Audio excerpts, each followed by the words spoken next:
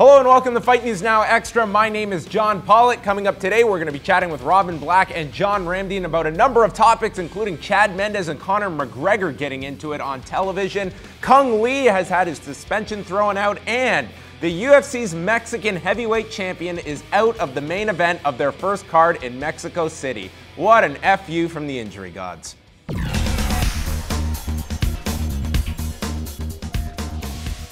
One of the biggest fights remaining for the UFC in 2014 is off as heavyweight champion Cain Velasquez has injured his right knee and is out of the fight with Fabricio Werdum on November the 15th in Mexico City. The UFC announced the news on Tuesday night with Mark Hunt stepping in on 3.5 weeks' notice to fight Werdum and will be fighting for the interim heavyweight title. Velasquez has not fought since October of last year and was dealing with a shoulder injury over the past year before suffering the knee injury.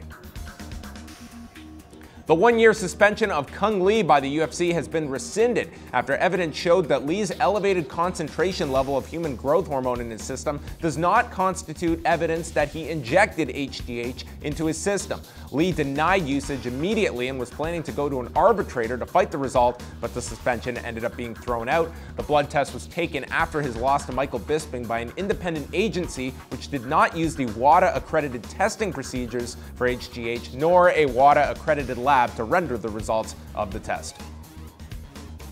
And Chad Mendes is getting set to challenge for the featherweight title this Saturday night, but as expected, Conor McGregor is taking center stage the week of the fight.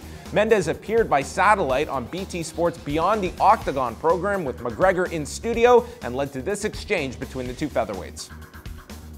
Conor brought so much attention to this division, so much attention to the UFC recently. He talked his way all the way up to the top. When I look at Conor, I see dollar signs in my bank account. You know, Conor, I match up horrible for this guy. Conor, do you know what wrestling is? I can rest my balls on your forehead. Yeah, I know.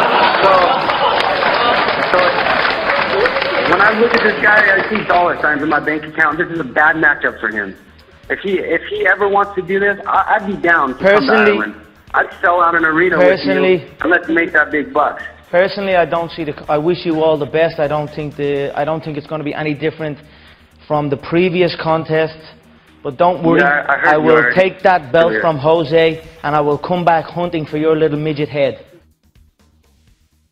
And we are here with Robin Black and a fired-up John Ramdian at the thought of Mark Hunt going for the now interim heavyweight championship November the 15th against Fabricio Werdum. This is realistically the worst-case scenario of their Mexican heavyweight champion, their debut card in Mexico City. They sold 21,000 tickets the day tickets went on sale.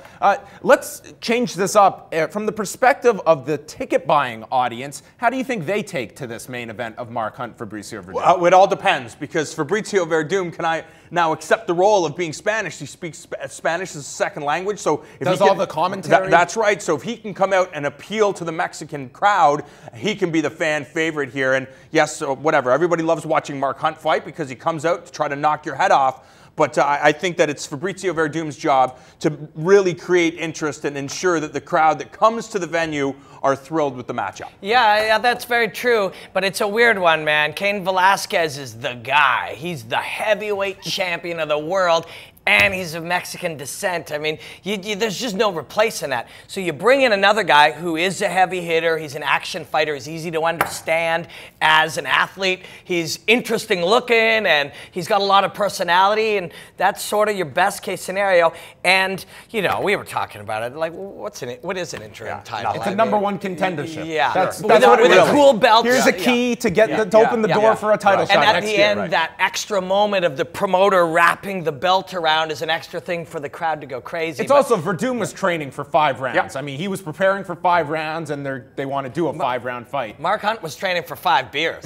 You know, like 5. I don't know how he's like 300 pounds. I don't know how he's going to be able to do it. He's got to. But I mean, we don't see Mark Hunt winning the decision, do we? One thing I didn't see him going 5 with Antonio Silva. I mean, that blew my mind when that happened. What about the idea of the UFC calling up Gilbert Melendez and Anthony Pettis saying, hey guys, can you be ready for this date? Because of Melendez's background, having a Mexican background as well, you'd expect that would make sense. And they hosted the TV show. And they hosted the TV show. Well, and it's, the problem there is that we're building prior for this fight on the reality show, and I think they also really want that December 6th card to have those 2 title fights. Yeah. I mean, let's be honest here. This card, even with Velasquez on it, it was not going to be doing gangbuster numbers on pay-per-view. I think Cain Velasquez has not turned that corner yet as a top pay-per-view draw, and I think this was going to be the one. Sure. Maybe it would have been. Yeah.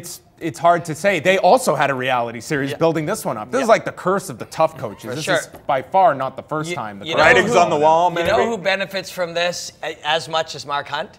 Tito Ortiz and Stephan Bonner. Oh, it's a great point, because I think I believe this right from the beginning. And when they announced that they were coming to Mexico City, Cain even said it's going to be touch and go with the shoulder injury.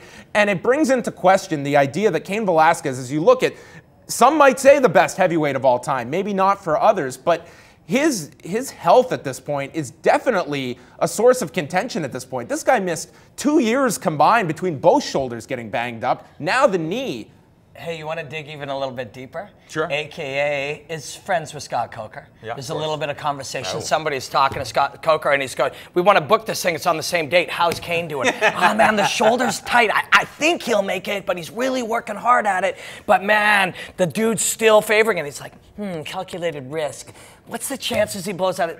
Chances aren't that bad. Let's book it. Yeah, right. Oliver Robin Stone over here. But it's a great point, because now you do have a free option, and it's a pretty loaded Bellator card. And if you were geared up to pay money for that main event, I mean, that really was a one-fight card when it came to spending $60 on.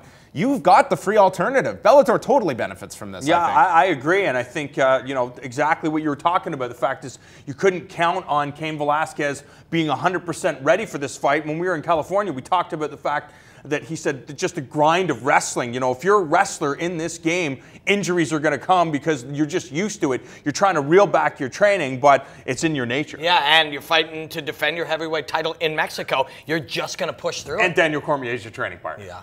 Mark Hunt, Fabricio Werdum coming at you November 15th on pay-per-view, and coming at you for free is more Fight News Now Extra.